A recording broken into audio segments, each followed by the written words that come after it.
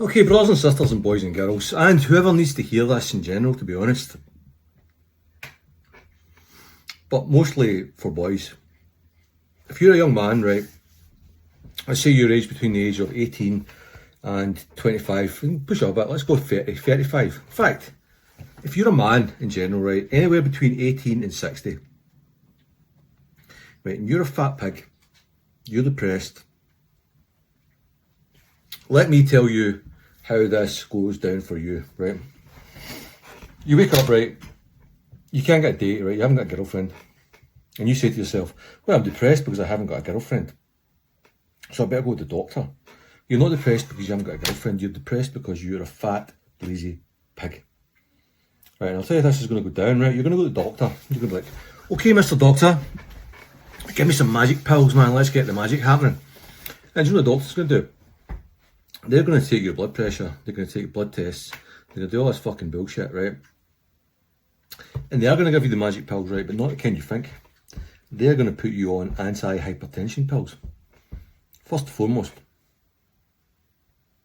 And probably more as well. Secondly, they're going to give you the magic pill you want. They'll give you Zoloft, sertraline, something like that, something along those lines. Which is basically something which numbs you. It's not going to make you happy, but you're not going to suddenly go, oh, you know, you might get like a brief honeymoon effect where that is the case, you know, it makes you feel a bit better yourself, but overall, it's not going to make you happier, right? What you will find is it numbs you, right? It makes you, the things used like, emotional peaks and troughs are part of natural living, right? It's part of life, right? Some things make you happy and some things make you sad. And what these antidepressants will do is they'll make it so they'll smooth out the curve, flatten the curve, so to speak, right? So you don't get too sad, but you don't get too happy either. This is the thing. And if you are getting to the spiritual side of things, in my opinion, they affect your connection to God. Right, so anyway, right, you've been prescribed your anti-hypertension pill because you're a fat pig. You've been prescribed your depression pill because you're a fat pig. And because you're a fat pig, you're sad. Right. So yeah, right, you've got your magic pills. The outward symptoms of your fat pigginess have been somewhat reduced and your blood pressure's lower, whatever. You don't feel like you want to kill yourself anymore because you're on the magic pills. So it's all good then, it's all sorted. No. And there's a multitude of reasons for this, right? But I'm not going to go into that too much, right? I'm going to tell you how you're going to get out of this situation, right? First off, you need to sort your health out, right? And how are you going to do that, right?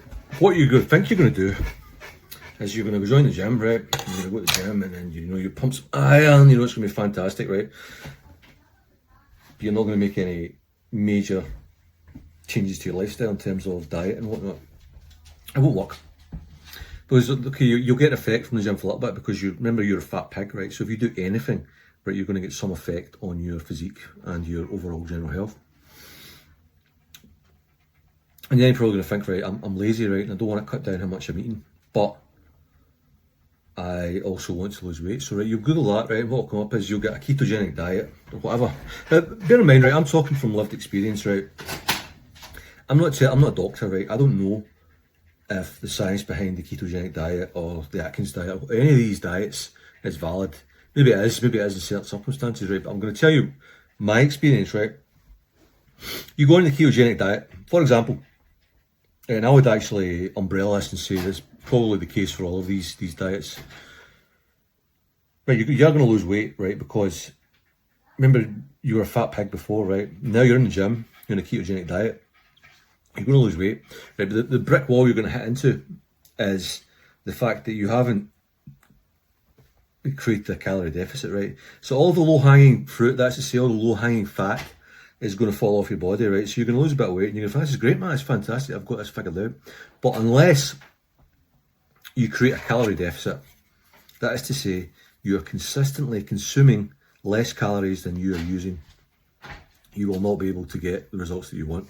Right, so the way you fix this, right, It's simple, but it's not easy. Right, you have to get a set of scales, right? And you have to get one of these things. You know this thing, every fucker's got one in their pockets, right? One of these things, right? You've all got one, so no excuses, right? And you're going to switch this on, right? And then you're going to start counting the number of steps that you're doing. And you're going to get that number to 15,000 every single day, right? And then you're going to measure everything that goes into your mouth. Everything. Right? And you're going to figure out what you need to survive.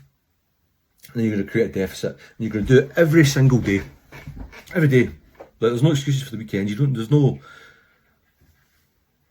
Don't get me wrong, right? I know that the idea of doing that can be miserable, right? And you can still have treats, but you have to maintain a calorie deficit every single day. Because if you can quite easily have a 500 calorie a day deficit 5 days a week, and then have 5,000 calories over the weekend and completely ruin your week every week. That is not even far-fetched. That is where most people end up going. And you get to Friday night and Saturday night and you think, I deserve a treat. You can have a treat, right, but you can't have a treat that takes you out of your calorie deficit. Right, so if you go and you order Chinese food or Indian food, whatever you're into, pizza, and you just splurge, there is no magic, right? You're not going to lose weight. If you're on the hypertension medicine, wean off it, get off it. If you're on the anti-depressants, get off them. Do it immediately. If you're feeling depressed and overweight, create a calorie deficit, go to the gym, do 15,000 steps a day, and that's it. It's dead simple. It's not easy, but it's dead simple. And you have to measure every single thing that's going into your mouth, all of it. There's no magic.